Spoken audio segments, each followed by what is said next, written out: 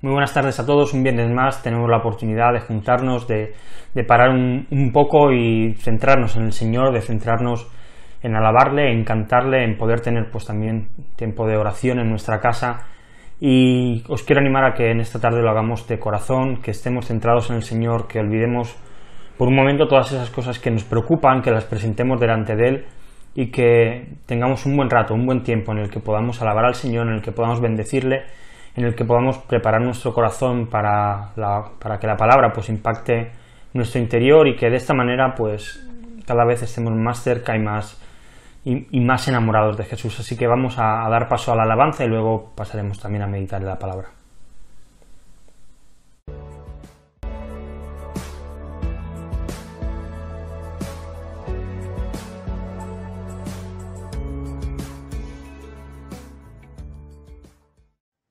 Hola a todos, buenas tardes, ¿qué tal estáis? Bueno, pues aquí estamos otra vez, todos juntos, unidos, para poder escuchar la palabra del Señor y antes poder cantar las alabanzas. Os animo a que cantéis con nosotras. Sé que hay muchas canciones que son nuevas, pero también hay viejas, y las nuevas pues está la letra abajo, así que no hay excusa para que podamos cantar y aprenderlas, para que nos veamos el culto el domingo, pues poder cantarlas todos juntos. Un besito, nos vemos el domingo los que hayáis podido entrar en el aforo.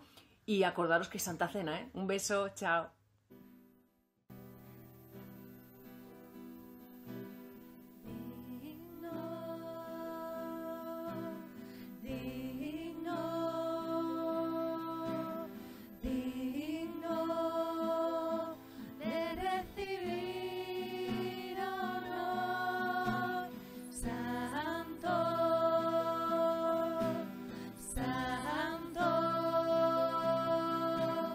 Santo,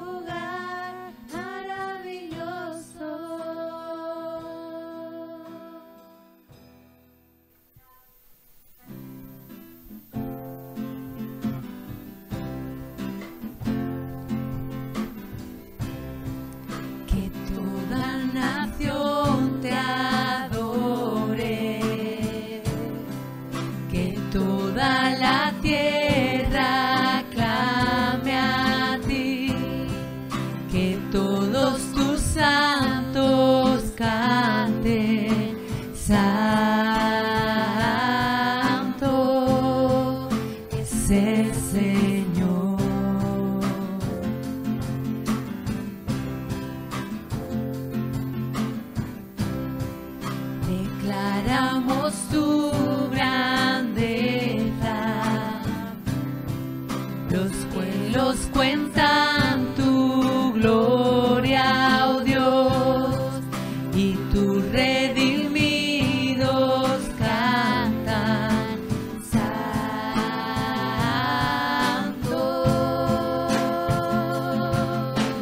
Santo.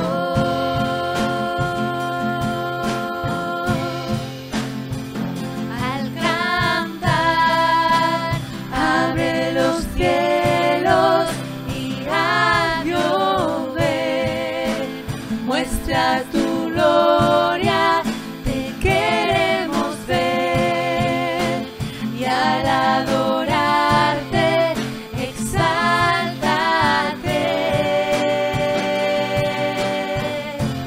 glorifícate, abre los cielos y a llover, muestra tu gloria, te queremos ver, y al adorarte, exáltate,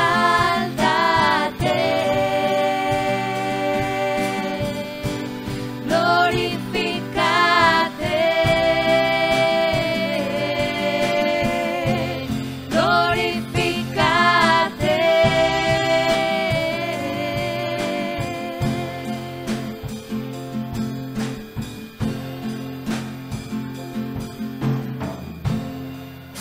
Aleluya, te damos gloria, vivimos para ti.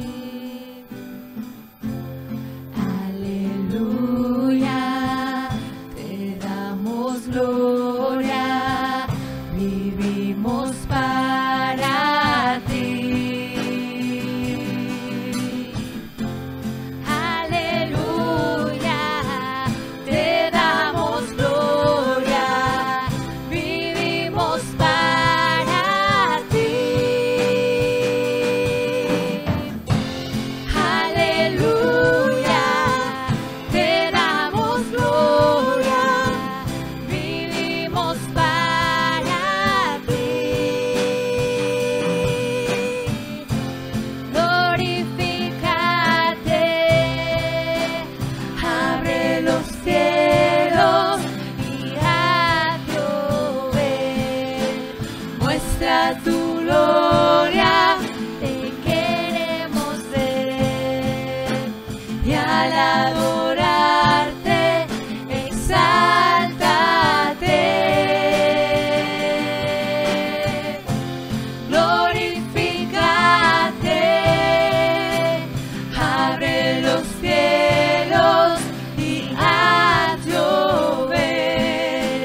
muestra tu gloria, te queremos ver, y al adorarte, exáltate,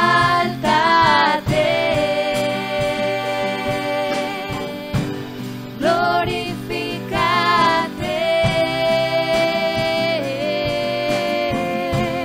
glorifícate.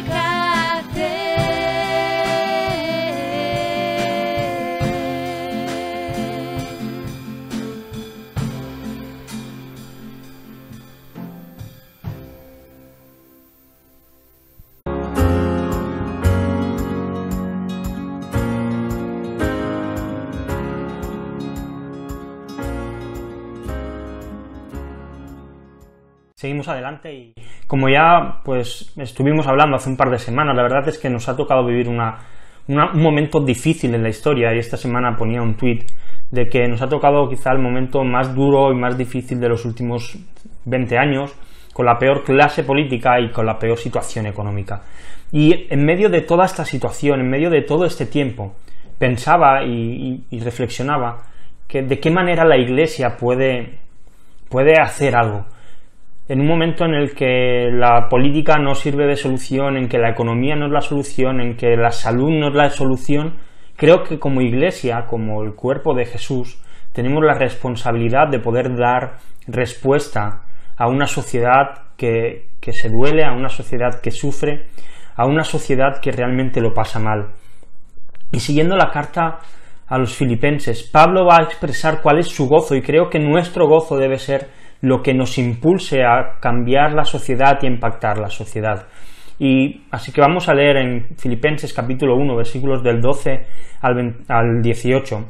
Dice: quiero que sepáis, hermanos, que las cosas que me han sucedido han redundado más bien para el progreso del Evangelio, de tal manera que mis prisiones se han hecho patentes en Cristo en todo el pretorio, y a todos los demás. Y la mayoría de los hermanos, cobrando ánimo en el Señor, con mis prisiones, se atreven mucho más a hablar la palabra sin temor.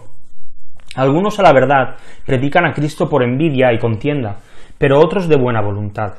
Los unos anuncian a Cristo por contención, no sinceramente, pensando añadir aflicción a mis prisiones, pero los otros por amor, sabiendo que estoy puesto para la defensa del Evangelio. ¿Qué pues? Que no obstante, de todas maneras, o por pretexto o por verdad, Cristo es anunciado, y en esto me gozo y me gozaré aún. Amén. Vamos a orar y luego a meditar sobre lo que hemos leído.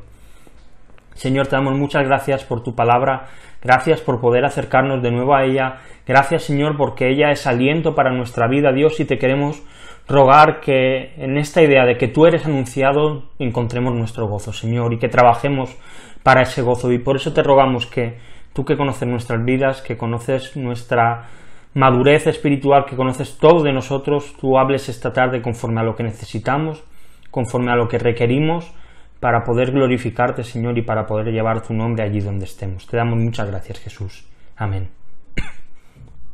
Amén. Entrando en el texto, Pablo continúa la carta y en este apartado expone cuál es su situación. Dice, versículos 12 y 13, quiero que sepáis, hermanos, las cosas que me han sucedido. Una carta, pues Pablo está expresando y está explicándole lo que les ha pasado. Y les dice que han redundado más bien para el progreso del Evangelio, de tal manera que mis prisiones se han hecho patentes en Cristo en todo el pretorio y a los demás. Si nos volvemos a poner en situación, Pablo está en la cárcel y desde allí él escribe esta carta. Él está en Roma, encarcelado, y les escribe que la situación, que su encarcelamiento está siendo muy beneficioso, que sus prisiones están dando frutos en todo el pretorio. El pretorio, por si alguno no lo sabemos, era la casa del César. Era la casa donde el César pues estaba a veces. Así que vemos que Pablo, aun estando encarcelado, aun estando atado, aunque parecía que la situación era imposible, él seguía predicando el Evangelio. Y lo hacía con éxito. Al final de la carta encontramos que dice, todos se saludan, y especialmente los de la casa de César. Así que allí donde Pablo estaba, él predicaba el Evangelio. Aquellos vigilantes, aquellos soldados que estaban vigilándole a él, estaban escuchando el Evangelio de su boca. Y es que lo más probable es que los filipenses, al escuchar que Pablo había sido pues metido en la cárcel, que había sido juzgado, estuviesen nerviosos, hubiese preocupación por él, pero Pablo tenía una seguridad, Dios le iba a cuidar. Así que su foco y su enfoque mental no estaba en su situación, sino que él veía que su objetivo real era predicar el Evangelio y que su encarcelamiento estaba siendo hasta beneficioso para esto, porque Pablo no dejó nunca de predicar. Él había sido metido en la cárcel por esto. Lo más inteligente humanamente habría sido dejar de predicar, incluso haber negado ser cristiano. Pero allí donde él estaba, él seguía predicando. Y aquí entendemos quizá las palabras que Pablo escribe en 1 Corintios 9:16. Dice, pues si anuncio el Evangelio, no tengo por qué gloriarme, porque me es impuesta necesidad. Y ay de mí si no anunciar el Evangelio, dice Pablo. Pablo estaba perdiendo aparentemente. Había perdido su libertad, había perdido quizá ingresos económicos, había perdido pues muchas cosas por estar en la cárcel, pero aún así él estaba contento y él estaba gozoso, porque el hecho de estar en la cárcel estaba haciendo que el Evangelio llegase a sitios donde quizá no podría llegar de otra manera. Estaba produciendo conversión de almas. Aquellos que estaban en la casa del César se habían convertido a Jesús. Así que para Pablo esto era maravilloso, esto era producto de gozo, y esto nos debe hacer reflexionar de nuestras situaciones, porque muchas veces nos quejamos pues de que si no tenemos trabajo, de que si estamos enfermos, que estamos en el hospital, de un montón de circunstancias que no son agradables. Pero ¿sabes algo? Mira, quizá cuando estás en la cola del paro, sea la única oportunidad que la persona que tienes delante pueda escuchar el Evangelio. Cuando estás en el hospital, quizás sea la única oportunidad que tu compañero de cama tenga de escuchar el Evangelio. Pablo lo tenía clarísimo. Estoy encarcelado, me da igual porque puedo predicar el Evangelio, porque es beneficioso para el Evangelio. La misma fe que hemos recibido nosotros, la habían recibido aquellos soldados que custodiaban a Pablo, los de la casa de César. Y qué maravilloso es esto. Y creo que debemos rogar para que, igual que Pablo, nosotros podamos decir que tenemos una necesidad impuesta, que necesitamos predicar el Evangelio, que lo necesitamos y que el no hacerlo es una locura, como Pablo cuenta a los corintios. Así que roguemos por esto. Y no lo olvides, da igual tu circunstancia, estate gozoso, porque allí donde tú estés es una oportunidad para que Cristo sea anunciado, es una oportunidad para que el Evangelio sea predicado. Así que cualquier circunstancia aparentemente mala es una buena oportunidad para que el Evangelio se predique. Pero Pablo les habla también de los beneficios del Evangelio, que no solamente estaban donde él estaba encarcelado, sino que su encarcelamiento había sido como un fuego que se había propagado en los creyentes de Roma. Dice en la continuación, y la mayoría de los hermanos, cobrando ánimo en el Señor con mis prisiones, se atreven mucho más a hablar la palabra sin temor. Y aquí quiero hacer un paroncito y relacionar esto con aquellos que predicamos, con los que predicamos pues habitualmente.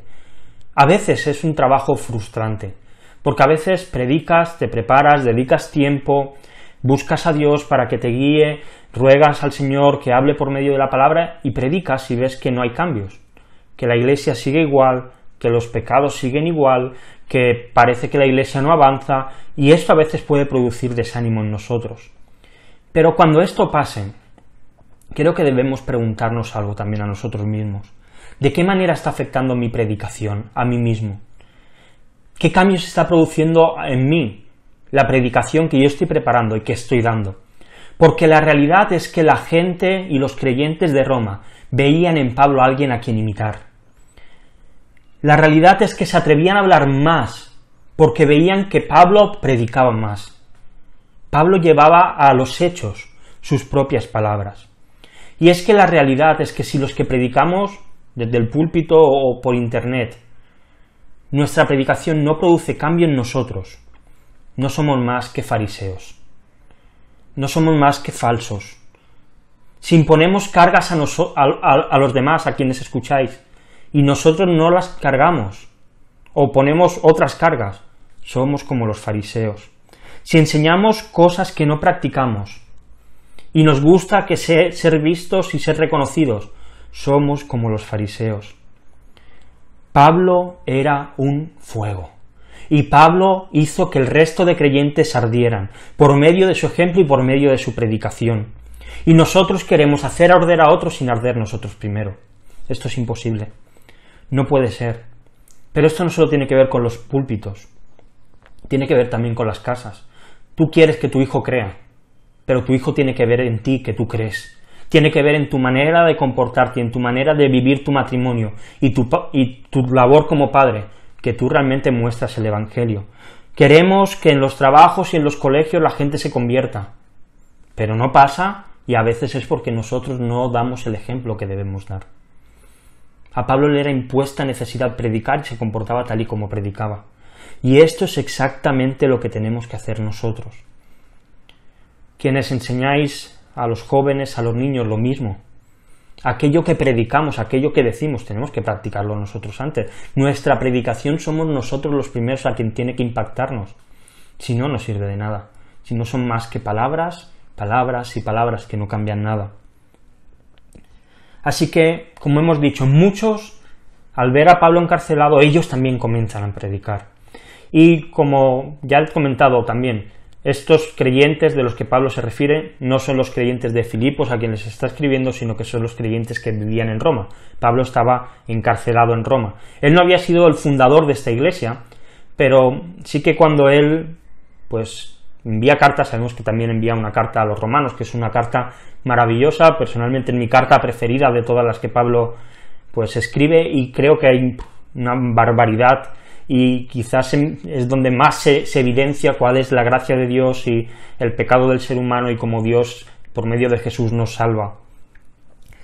Esta iglesia en Roma, en la mayoría de sus miembros, eran gentiles, pero cuando Pablo llega a Roma, él se enfoca y predica a los judíos, y vemos que hay muchos que se convierten y muchos que no. Y Pablo lo meten ya en la cárcel. Los judíos estos pues crean sus propias iglesias, Pablo lo meten en la cárcel, a Pablo lo juzgan, y el momento en que escribe esta carta a los filipenses, Pablo está esperando el veredicto, está esperando el resultado. Y esto se hace que, como dice el versículo 14, dice: y la mayoría de los hermanos, cobrando ánimo en el Señor, con mis prisiones, se atreven mucho más a hablar la palabra sin temor. Pero no todos respondieron de la misma manera. Vemos que en aquellos que empezaron a predicar, hubieron dos reacciones diferentes. Versículos 15 al 17, dice: algunos a la verdad predican a Cristo por envidia y contienda, pero otros de buena voluntad. Los unos anuncian a Cristo por contención, no sinceramente, pensando añadir aflicción a mis prisiones, pero los otros por amor, sabiendo que estoy puesto para la defensa del Evangelio. Y antes de ver la diferencia entre estos dos grupos, entre estas dos reacciones, hay algo que sí que quiero dejar muy claro. Tanto unos como otros estaban predicando un evangelio correcto. Tanto unos como otros tenían una doctrina correcta. Tanto unos como otros no estaban predicando un evangelio diferente al que tenían y habían recibido. No estaban predicando ningún tipo de herejías.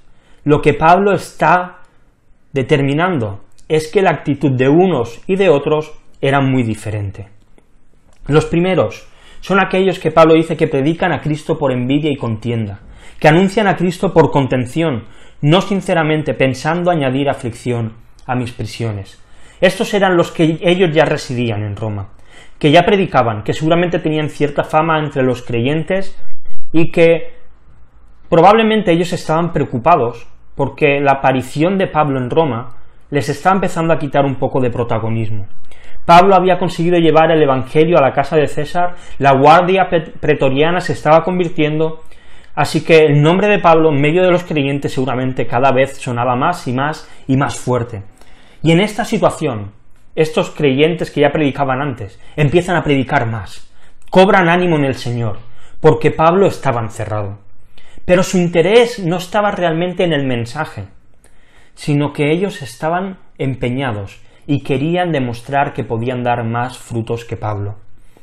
En su interior, ellos se creían que tenían que hacer más que Pablo, que tenían que conseguir más que él. Así que ellos pensaban que Pablo era igual que ellos, y que por lo tanto, si ellos conseguían convertir a más gente, si ellos conseguían tener un nombre más importante, Pablo, su prisión le iba a ser insoportable, porque iba a ver que habían otros que estaban teniendo más éxito que él. Así que ahí es donde Pablo dice que estaban pensando añadir aflicción a sus prisiones. Este es el primer grupo. El segundo, dice Pablo que de buena voluntad, por amor, sabiendo que estoy puesto para la defensa del Evangelio. A esto les daba igual la fama. A esto les daba exactamente igual la fama que Pablo pudiese tener o que Pablo tuviese muchos seguidores. Su éxito en la cárcel para estos creyentes era su motivación para predicar, y lo hacían contentos. Respetaba la autoridad apostólica de Pablo que había recibido de parte de Dios. Ellos estaban contentos con sus dones, con su trabajo, y no esperaban conseguir nada más. No tenían ningún problema con la fama que Pablo tenía. Y pensando en nosotros, ya en el año 2020, creo que hay otro grupo más. Aquellos que no hacen nada, y aquellos que nunca reaccionan. Así que creo que tenemos que examinarnos, porque sí o sí seremos de uno de los tres grupos. Y te diría que no lo hagas a la ligera, que seas sincero contigo mismo, porque quizás seas del grupo que no evangeliza, que no hace nada. Si es así, espabilate, deja ya de perder el tiempo, deja de desperdiciar los días y comienza a evangelizar. A veces creemos que lo que tenemos que hacer es invitar a la gente a venir a la iglesia, y esto está bien, no digo que no esté bien, pero si nuestra mentalidad cristiana es traer gente para que el pastor le predique, nos hemos equivocado cuál es nuestro rol, hemos equivocado y hemos olvidado cuál es nuestra misión, ir por todo el mundo y hacer discípulos a todas las naciones, enseñándole todas las cosas que Dios nos ha enseñado. Esta es la tarea de todo creyente, no de aquellos que tienen más facilidad o menos, de todos. Así que si no estás haciendo nada, tienes que espabilar. Tenemos que predicar el Evangelio allí donde estamos. Y cuando digo esto no hablo de montar un púlpito y ponernos a hablar y predicar, hablo de ser capaces de meter el Evangelio en nuestra vida cotidiana, que cuando alguien te habla de un problema, poder llevar, utilizando ese problema, a Jesús, que cuando alguien te habla de una situación buena, poder utilizar esa situación buena y llevarlo hacia la cruz para presentar el Evangelio. El Evangelio no va de dar 10 frases y con esto cumplo. No, se trata de realmente en nuestra vida demostrar que el Evangelio tiene un impacto. Así que si eres de estos, espabila. Si eres del primer grupo que ha dicho Pablo, entonces cuida tu corazón. De primera no vas a reconocer que eres de este grupo. Estoy seguro que ninguno de los que podemos pertenecer a este grupo vamos a pensar que somos de aquellos que actuamos por envidia o por contienda, pero la realidad es que esto es algo muy civilino. Déjame plantearte una situación y que creo que a mí muchas veces me ha ayudado para ver que yo he sido parte de este grupo.